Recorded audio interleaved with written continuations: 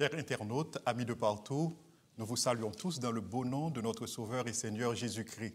Alors, vous avez une nouvelle équipe avec vous pour la leçon 7. Cette semaine, c'est bien frère Michael et frère George. et votre serviteur Paul. Nous allons étudier la leçon 7, le problème du mal. Mais juste avant de commencer, nous allons faire une prière. Est-ce que frère Michael pourrait bien prier pour nous? Bien sûr, prions.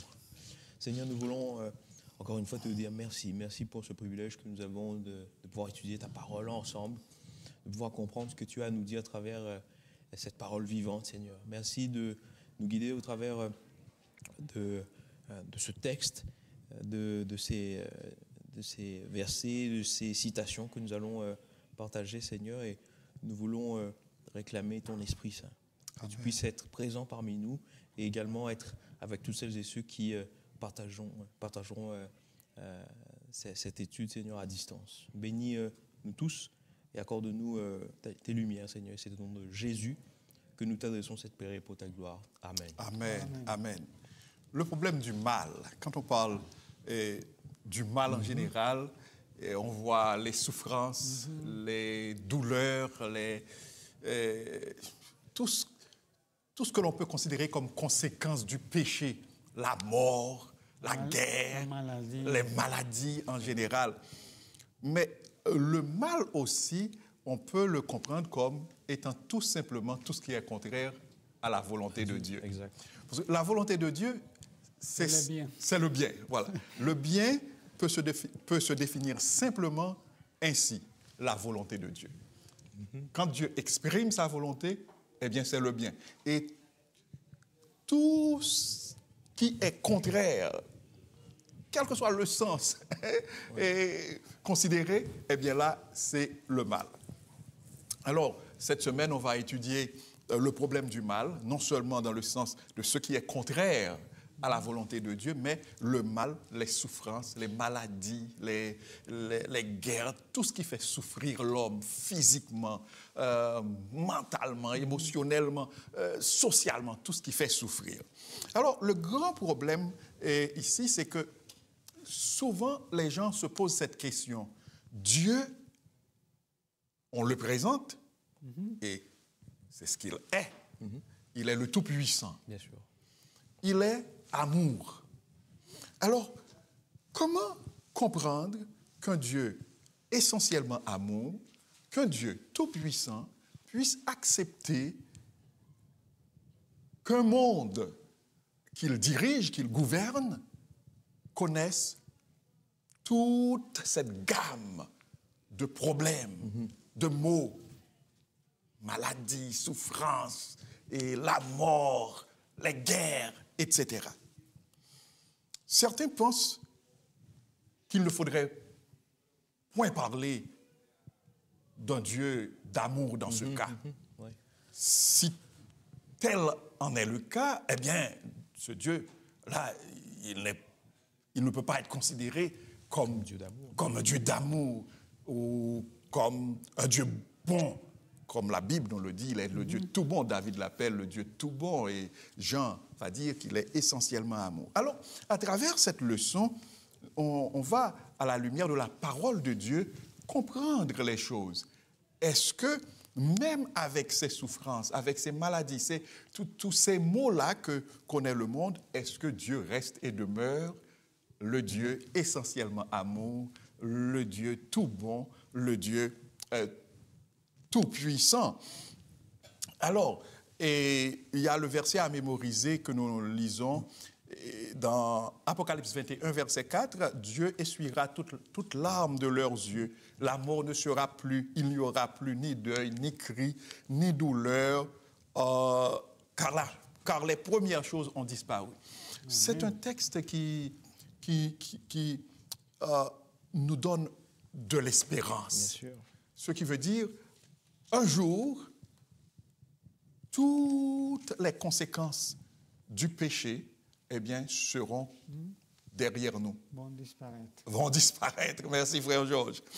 Et il y a une citation de de Ellen White, dans Tragédie des siècles, que nous retrouvons dans l'introduction de la leçon que je voudrais bien demander à Frère Georges de lire pour nous. C'est à l'introduction pour de nombreux esprits. Je ne sais pas si vous y êtes, Frère Georges. Oui, okay. L'origine et la raison d'être. Oui, c'est ça? Okay, c'est ça. L'origine et la raison d'être du péché sont pour bien des esprits un sujet vif et perplexité. Voyant le mal et ses terribles conséquences, ils se demandent comment tant de souffrances et de malignité pouvaient se concilier avec la souveraineté d'un être infini et puissant, en sagesse et en amour. Incapable de pénétrer ces mystères, ils cherchaient l'explication des fausses interprétations et dans des traditions humaines qui nous fermaient les yeux sur des vérités essentielles au salut et clairement révélées dans la Bible. Très bien, merci Frère Georges. Alors, face à ces questions-là, si on ne cherche pas les réponses dans la parole de Dieu, on va se fourvoyer.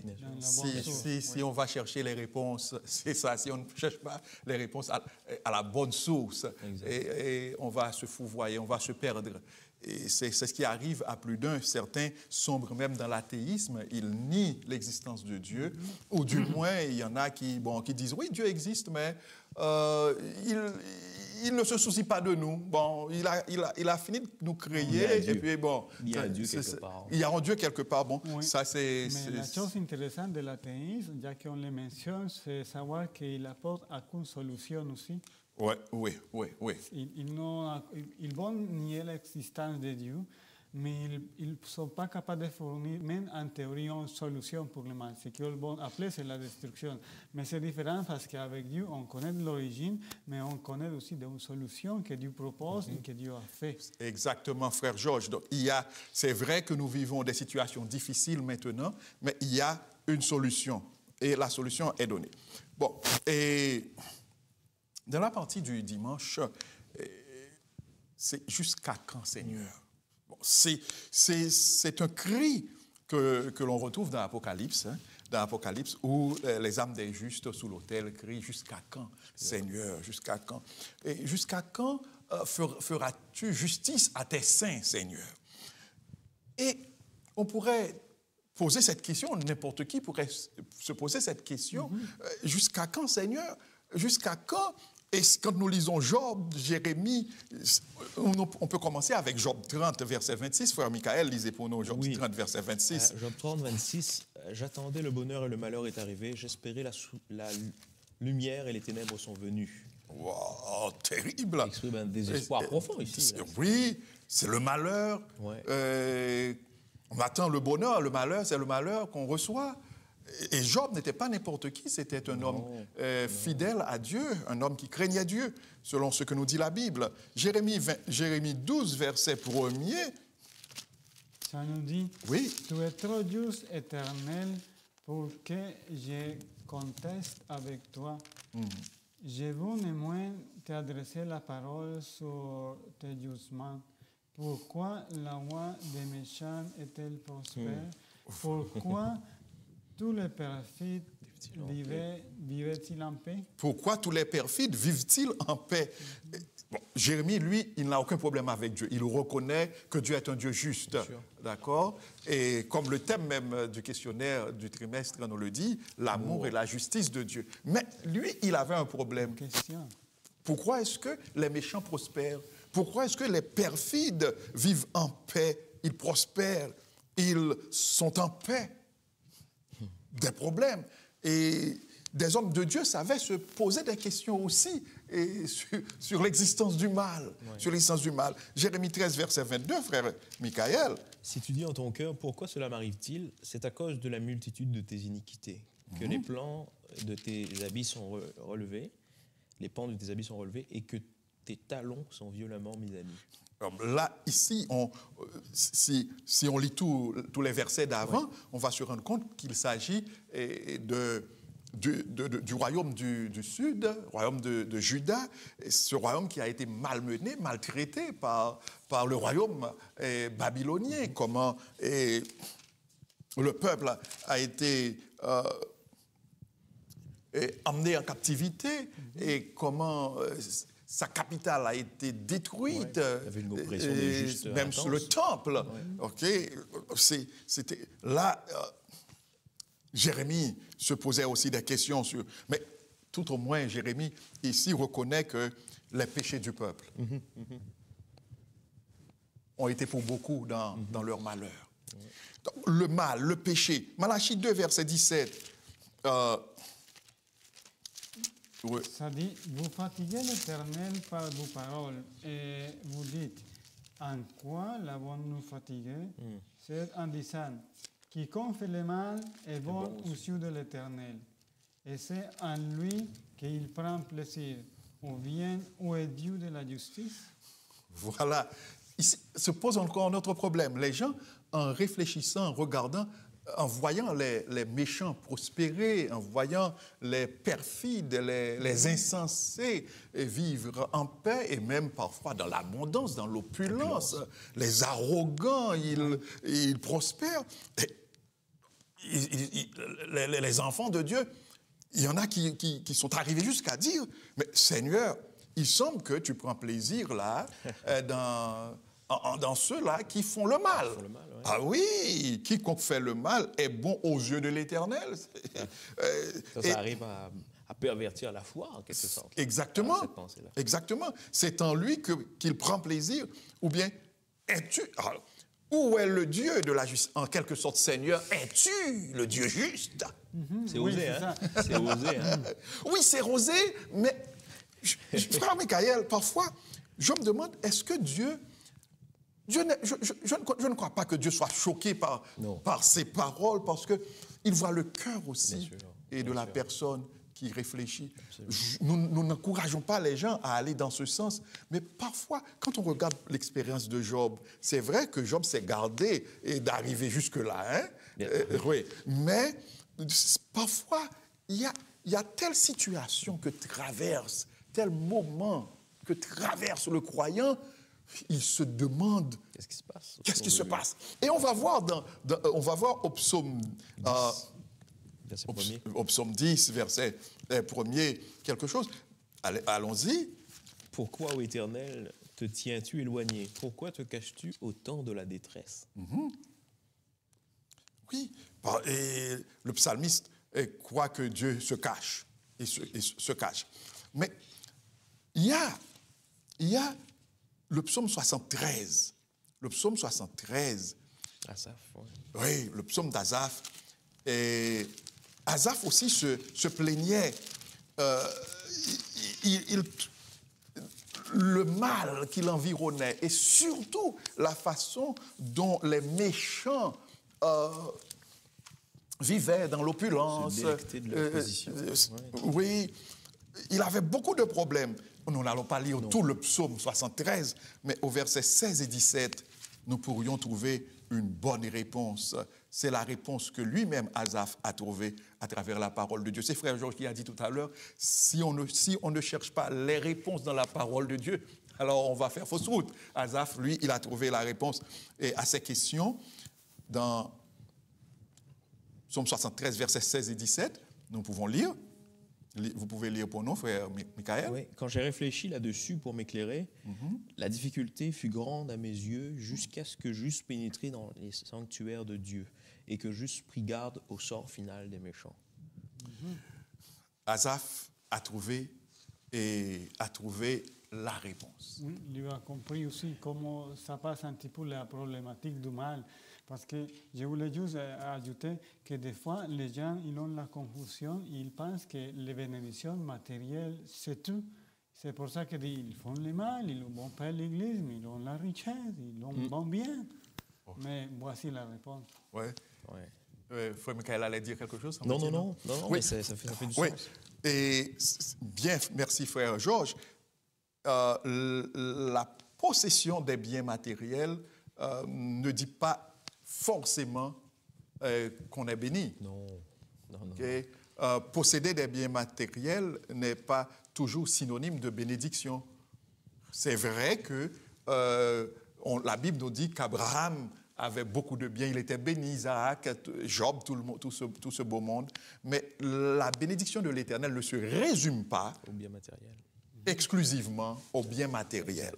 Merci pour cette belle intervention.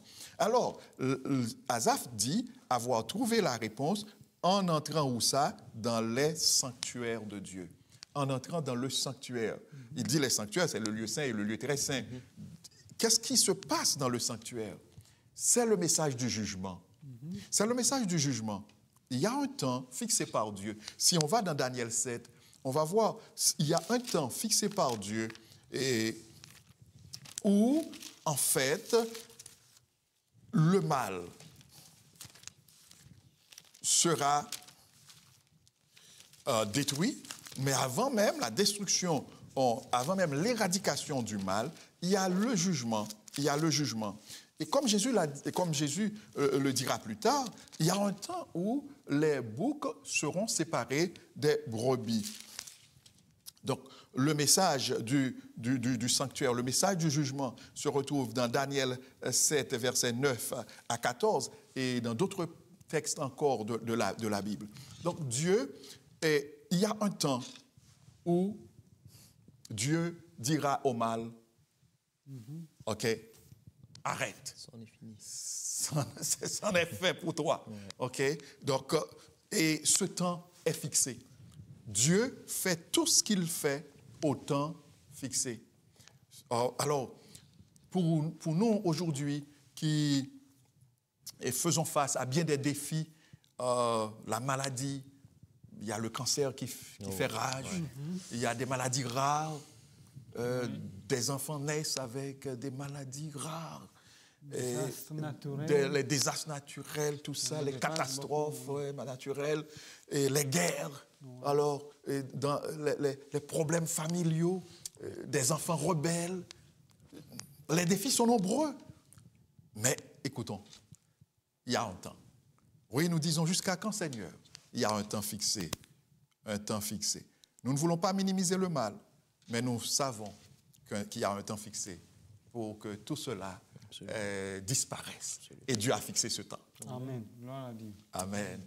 Alors, dans la partie du lundi, nous ignorons beaucoup de choses. Ce n'est pas toujours facile de reconnaître ses limites. Mais la partie nous dit que nous ignorons beaucoup de choses concernant le mal. C'est frère Georges qui va nous parler un petit peu pour nous parler de notre champ d'ignorance. Oui. Soyons assez humbles. C'est vrai. Beaucoup de choses qui ne nous sont pas révélées. Puis dans l'histoire de Job, on va essayer de trouver un petit peu le contexte des situations difficiles et problématiques que nous pouvons trouver dans la vie spirituelle, mais aussi dans la vie générale. Parce que on va juste résumer un petit peu l'histoire de Job, savoir que le mal était arrivé de façon soudaine, un problème avec l'autre, jusqu'à toute perte. Puis ce que nous apprenons de cette histoire, c'est que Job même s'est demandé pourquoi. C'est à cause de quoi que ça m'était arrivé. Même si elle était patient, parce qu'il a même répondu à sa femme, on va recevoir de Dieu le bien et pas le mal. On voit un homme ici tellement patient qui est capable de dire qu'on doit recevoir aussi le mal. Bien sûr que ça a été permis par Dieu, mais ce n'était pas Dieu qui le fait. Mais dans ce contexte, les choses qui ne sont pas révélées, on va trouver un petit peu,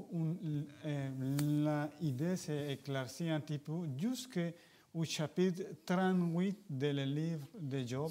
Parce que tous les autres chapitres, c'est plus Job qui disait les malheurs, ma souffrance, moments qui sa foi était haut, des fois que sa foi était bas. Mais jusqu'au chapitre 38, on va commencer à voir la réponse de Dieu. Et je voulais qu'on pourrait le lire, s'il vous plaît, rapidement. Job 38, les versets 1 et 2 au moins. Parfait.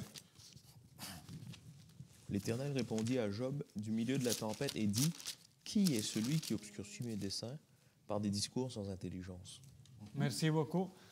On commence à voir ici une réponse de Dieu qui ne donne pas toutes les réponses, mais qui fait comprendre, parce qu'après il va parler de la création, et il va faire comprendre à Job que la problématique du mal et de la souffrance, ça c'est plus que Job, ça c'est partout, c'est dans l'univers, puis il y a un problème plus grand que nos problèmes personnels.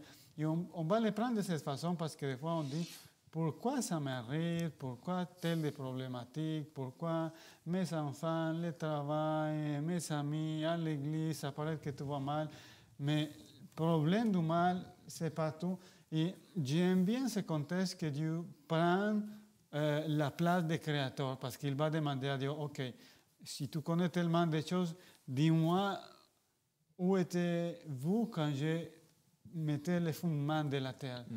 Ce sont des questions scientifiques, on pourrait dire, assez profondes que personne n'a pas la réponse. Mais ça nous fait comprendre que Dieu est au contrôle, que Dieu est au-delà de la souffrance, puis qu'on simplement, on ne peut pas tout comprendre. Et toutes les réponses sont pas, toutes les réponses sont, on ne peut pas avoir toutes les réponses, mais une chose qu'on doit comprendre, c'est que Dieu prend soin de la situation, Dieu est au contrôle.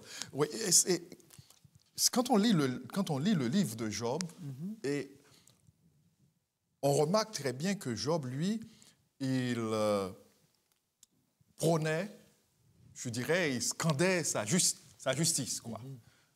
Bon, ses amis essayaient de lui dire, mais non, tu es coupable.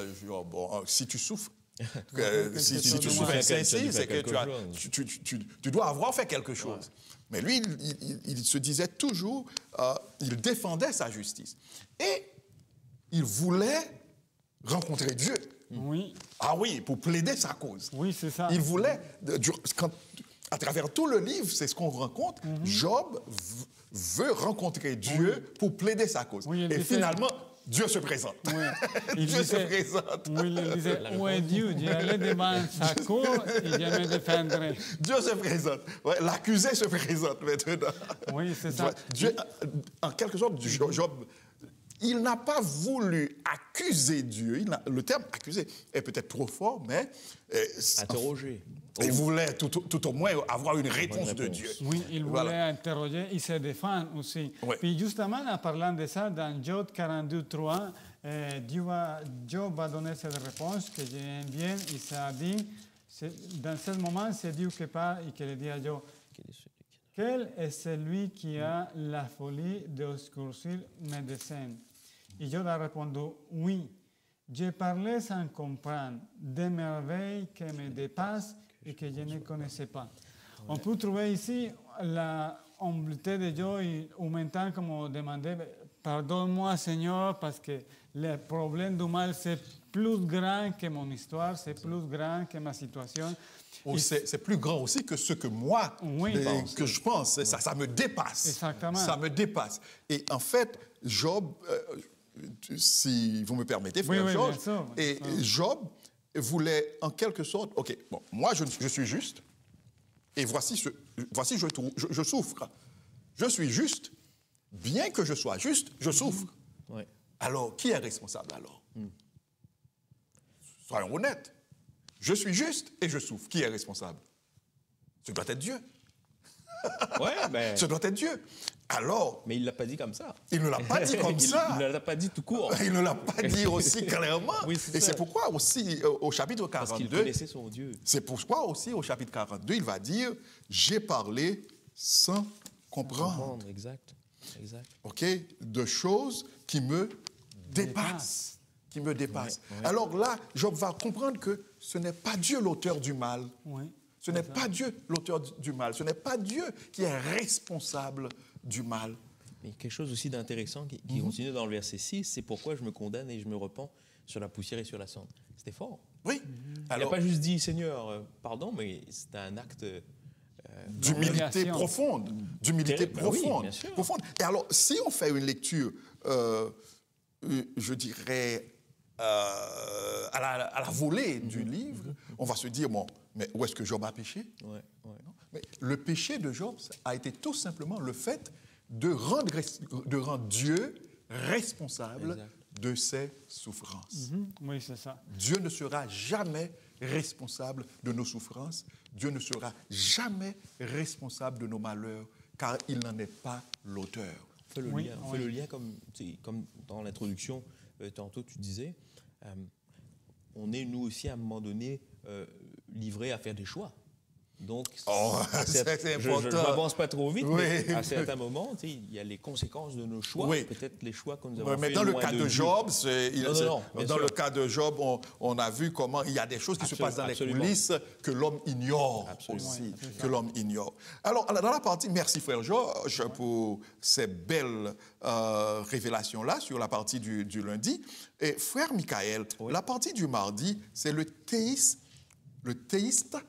sceptique. Exact. On repasse sur le psaume 73, tu l'avais cité tantôt. Ouais. Je suis allé faire un tour dans le dictionnaire. Théisme. C'est la didactique doctrine qui admet l'existence d'un Dieu unique. Sceptique, pourquoi sceptique? Qui doute. Qui remet en question la situation. Et en d'autres termes, ici, le psaume 73 exprime, comme on l'a dit tout à l'heure, Asaph, il exprime une angoisse profonde face à la prospérité des méchants, la souffrance des justes. Et il se demande pourquoi ces méchants continuent à échapper aux conséquences des actes, tandis que les justes souffrent. J'essaie de synthétiser, et cette interrogation emmène à réaliser que le psalmiste continue à dire dans son texte, nous aussi, nous nous trouvons dans des situations, dans des murs d'incompréhension parfois, dans certaines situations, mais nous devons en tout temps nous en remettre à Dieu, parce que je reviens sur ce que tu disais par rapport à la situation de notre monde. Sans non plus être alarmiste, on sent une réelle tension partout à travers le monde. Ce qui angoisse les gens parfois, c'est d'ouvrir tout le temps les nouvelles, mais ce que nous devrions nous faire, c'est aller chercher, parce que dans la parole de Dieu, parole vivante, la vérité et la délivrance, parce que sinon nous allons peut-être perdre un peu cet objectif. Mais pour revenir à l'idée du théiste sceptique, je vais quand même citer deux textes. En fait, c'est un article que j'ai trouvé dans le magazine Adventiste du 8 mars 2022 qui disait « Sanctuaire, vivre en la présence de Dieu », qui dit « Dieu veut résider avec son peuple et être en communion intime avec lui.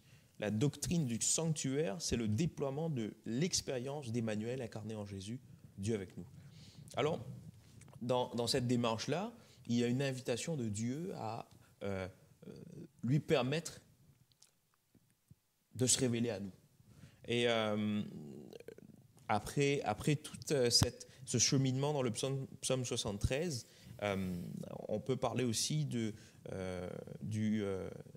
la doctrine sur le jugement qui est ancrée finalement dans les Écritures, qui nous rappelle que Dieu est juste, que le temps de Dieu est différent du nôtre.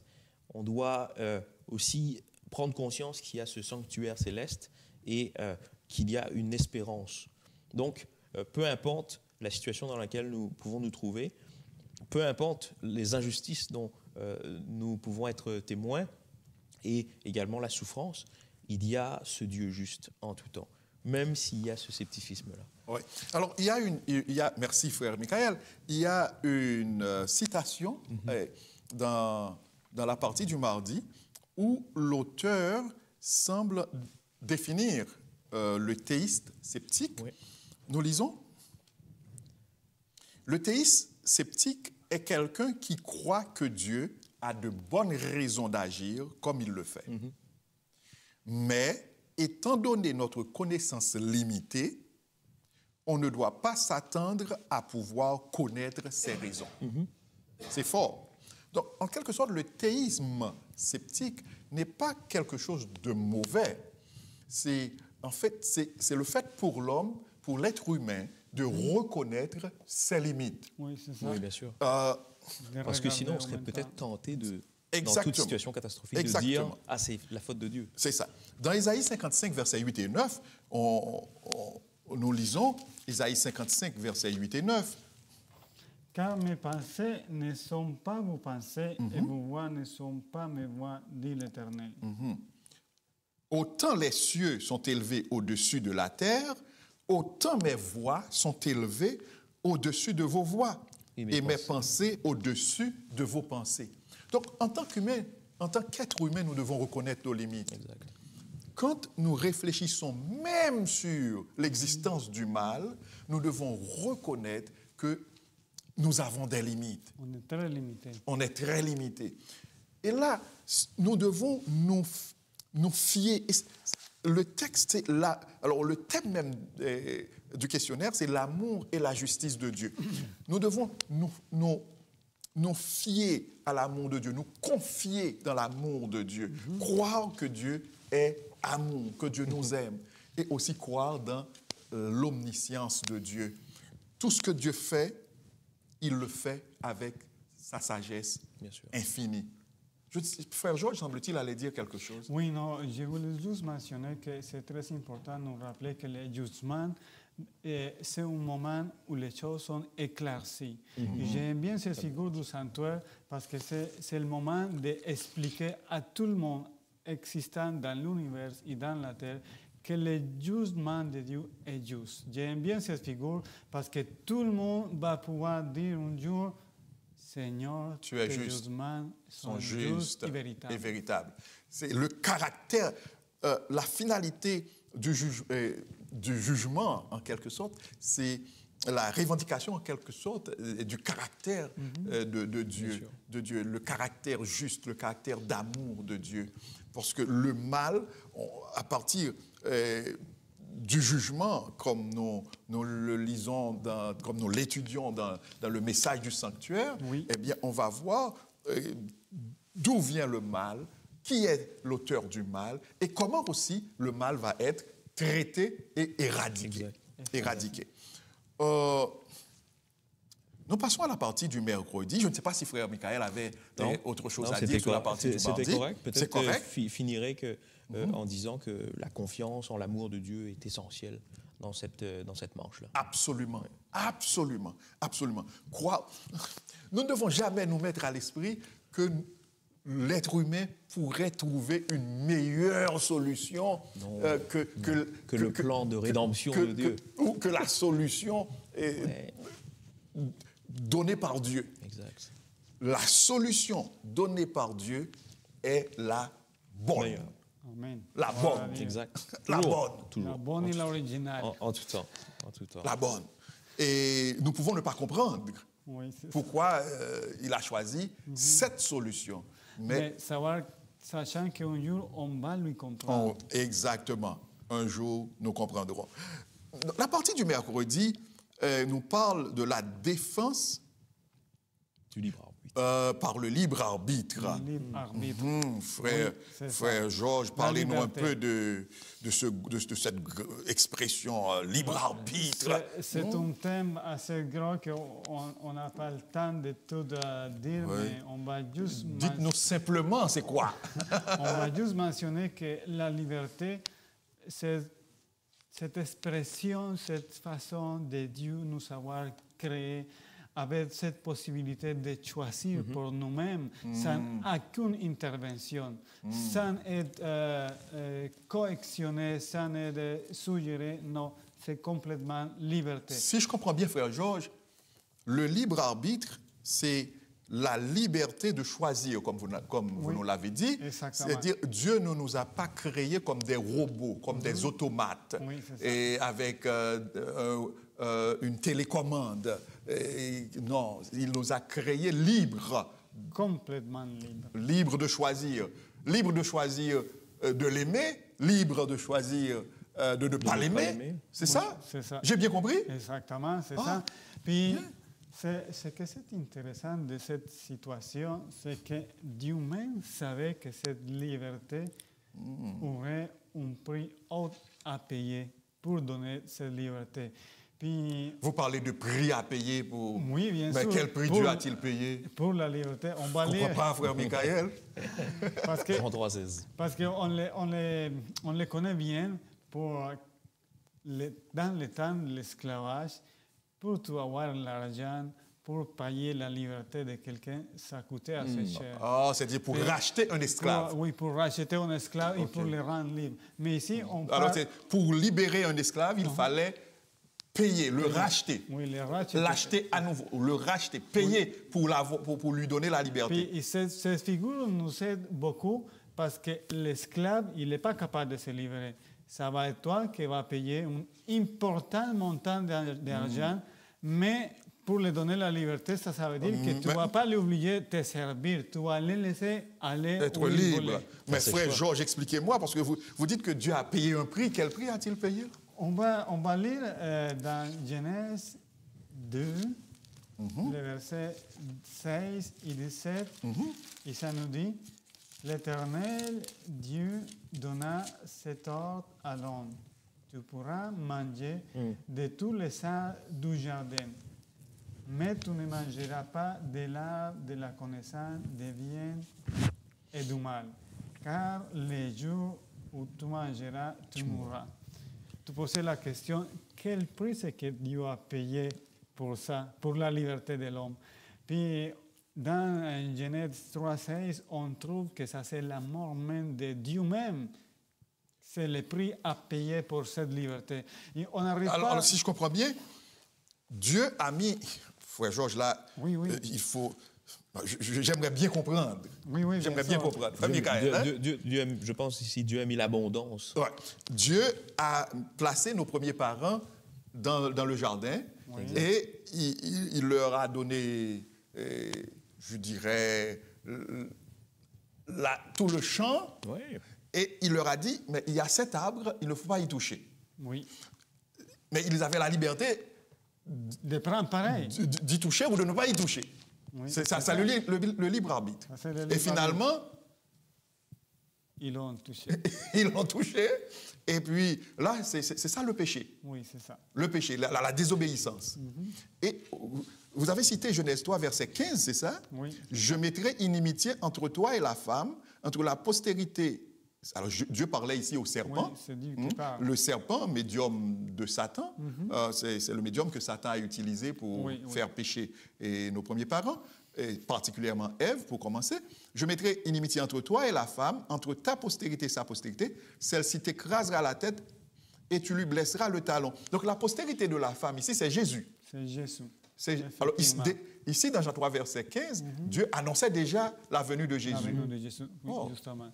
Ça, c'est le prix. C'est fort, frère Michael. C'est très intéressant. Malheureusement, on n'a pas le temps de tout discuter et d'aller ailleurs pour constater des autres versets. Mais ce que je voulais remarquer de cette liberté, c'est que Dieu ne s'est pas trompé en nous donnant la liberté, malgré que la liberté a donné beaucoup de problèmes, de souffrances, mais ce n'est pas la faute de Dieu, ça c'est toujours la faute de l'homme qui n'a pas choisi obéir à Dieu et rester dans les commandements de Dieu.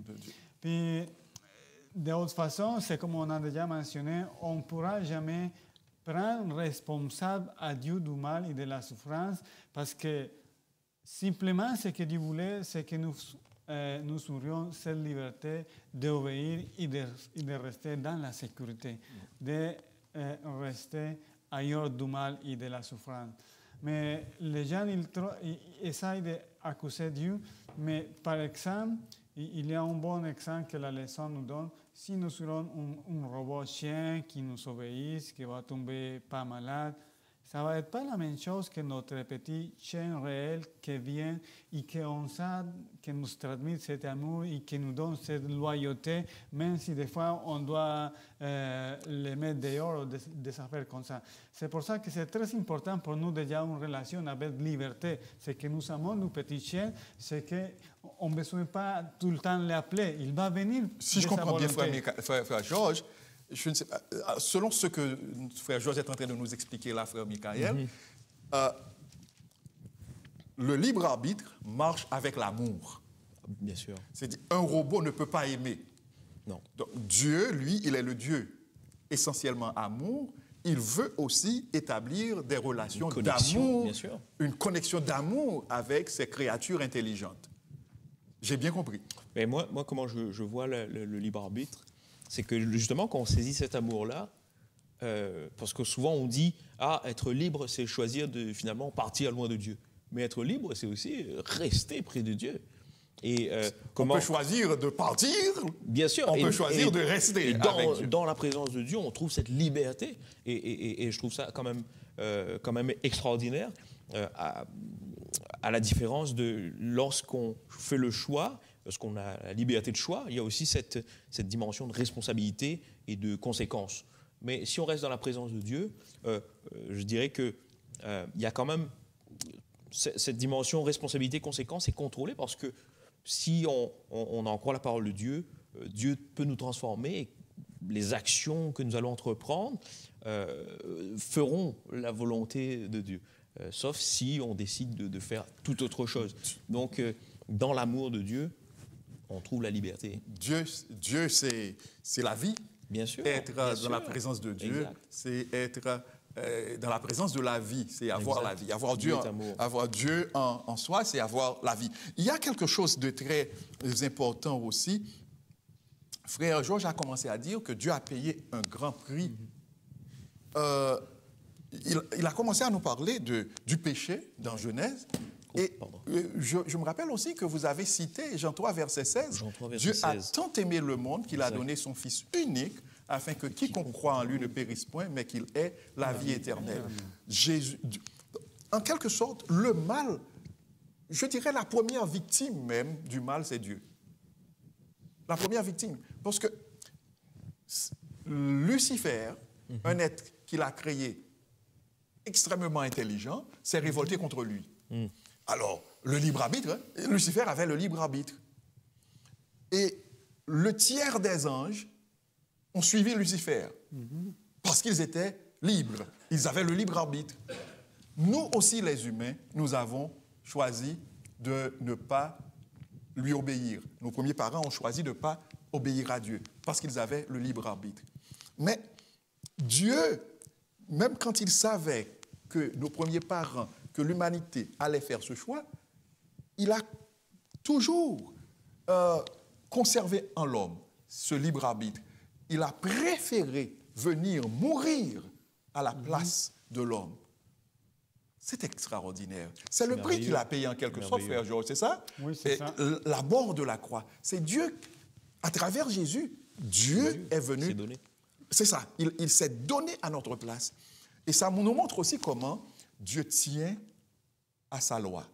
On peut venir ici, on peut introduire ici le concept de l'immutabilité de la loi de Dieu. C'est extraordinaire. Mais j'aimerais vous poser une question. S'il vous plaît, aidez-moi. Est-ce qu'il y aura un temps où Dieu enlèvera le libre arbitre à ces créatures intelligentes? Jamais, jamais. Never. Jamais va le faire. Jamais. Il va toujours nous laisser en liberté.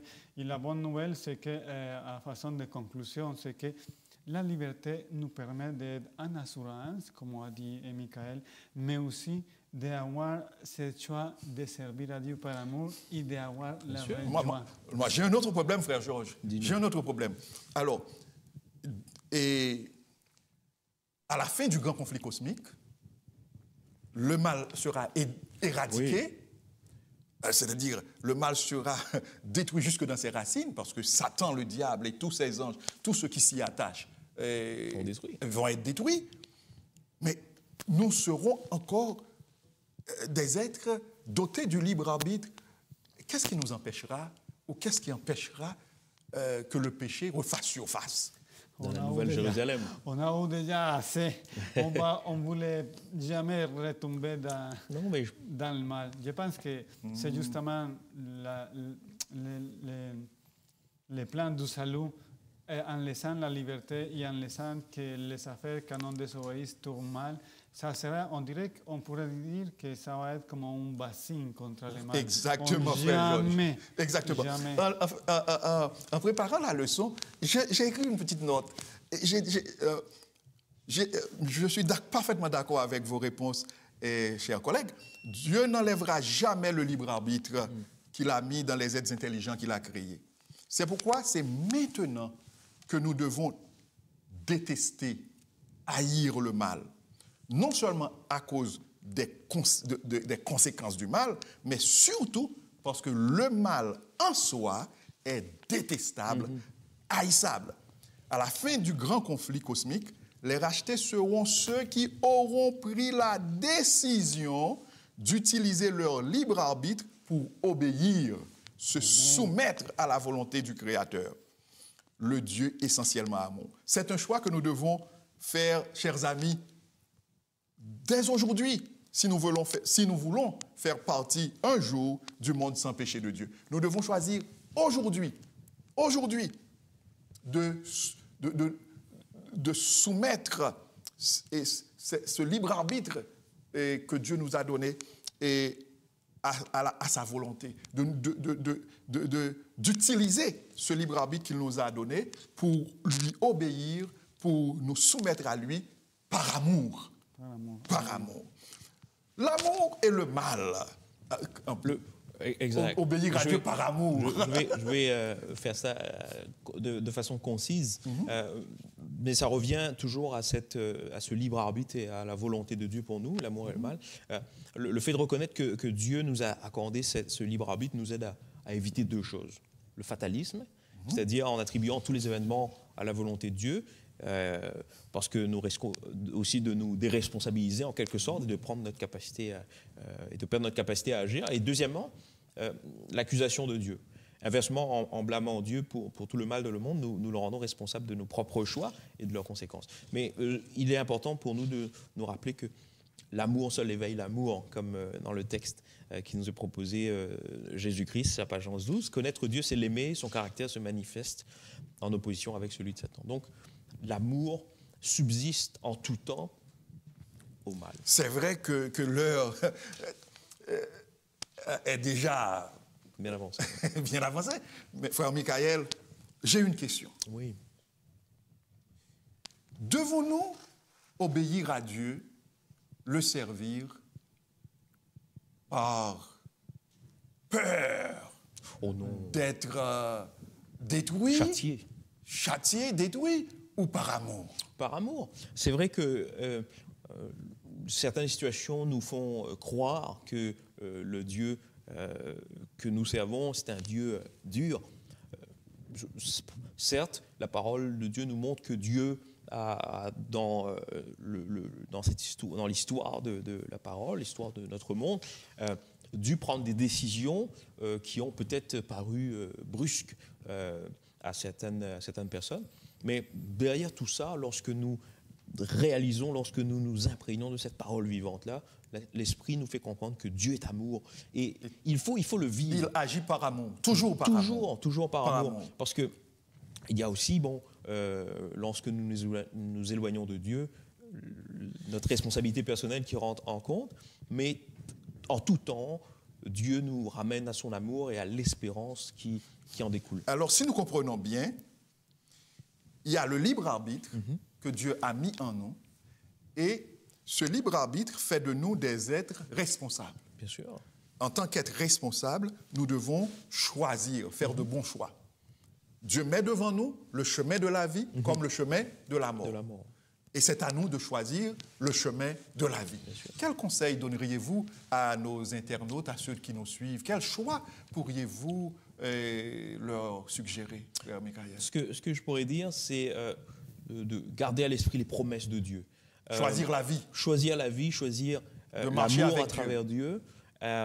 Parce que grâce à lui et avec lui, nous pourrons surmonter les défis de la vie et trouver la paix en Jésus-Christ. Amen, amen, amen. Faire le bon choix, c'est choisir Jésus, car Jésus a dit, je suis le chemin, la vérité et la vie. C'est le meilleur choix. Et surtout, il ne faut pas chercher à servir Dieu par peur, par crainte d'être châtié, d'être puni ou d'être rejeté, mais par amour. Et seuls ceux qui le servent par amour, seuls ceux qui l'aiment pourront vivre aussi avec lui pendant l'éternité.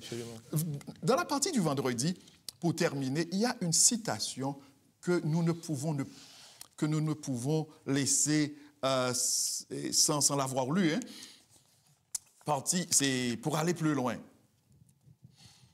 il est écrit, « Or, si Satan avait été détruit à ce moment-là, au moment de sa révolte, les habitants du ciel et des mondes, ne comprenant pas encore la nature et les conséquences du péché, auraient été incapables de discerner la justice divine dans cette destruction. Si l'ange rebelle avait été immédiatement exclu du nombre des vivants, c'est-à-dire si Dieu l'avait détruit immédiatement, beaucoup d'êtres auraient servi Dieu par crainte plutôt que par amour. L'influence du séducteur n'aurait pas complètement été éradiquée. Son esprit de rébellion pas totalement extirpé. Pour le bien de l'univers. Alléluia. Frère Georges. Amen. Pour le bien de l'univers entier. Pas seulement pour le bien de notre monde. Pour le bien de l'univers entier. À travers les siècles, il fallait qu'il puisse développer ces principes que tous les êtres créés voient ces attaques contre l'administration céleste sous leur vrai jour. Quelle sagesse de la part de Dieu. Pédagogie divine. Quelle pédagogie, quelle sagesse infinie. Oui, c'est ça. Dieu a choisi de laisser l'adversaire, laisser Satan déployer ses batteries de méchanceté pour que tout l'univers puisse se rendre compte, voilà, que le méchant, c'est lui, Satan. Exact. Et le juste, c'est Dieu. C'est par amour infini. Par amour. Ainsi, la justice et la miséricorde de Dieu, comme l'immutabilité de sa loi, ne pourraient plus jamais être mises en doute. Amen. Amen. Amen. Donc, en résumé, nous pourrions dire que Dieu a accepté tout ça par amour. Et ce qui est intéressant, c'est vrai que parfois on se dit, mais il y a environ 6000 ans, il y a environ 6000 ans depuis que nous souffrons. Mais Dieu a accepté tout cela pour épargner à l'univers tout entier plus grand. des souffrances éternelles. Des souffrances éternelles. Voilà. Et 6000 ans, c'est beaucoup pour nous, chers amis. Mais comme il est écrit dans la parole de Dieu, 1000 ans sont aux yeux de Dieu comme un jour. L'éternité que nous passerons avec notre Maître, l'éternité bienheureuse, nous fera oublier toutes les souffrances que nous connaissons aujourd'hui. Oh, que ce temps arrive, que ce temps vienne. Oui, je vois frère Georges qui est déjà prêt à prier pour nous, pour terminer. Prions le Seigneur. Seigneur, nous venons d'étudier des paroles solennelles. Merci pour ta sagesse.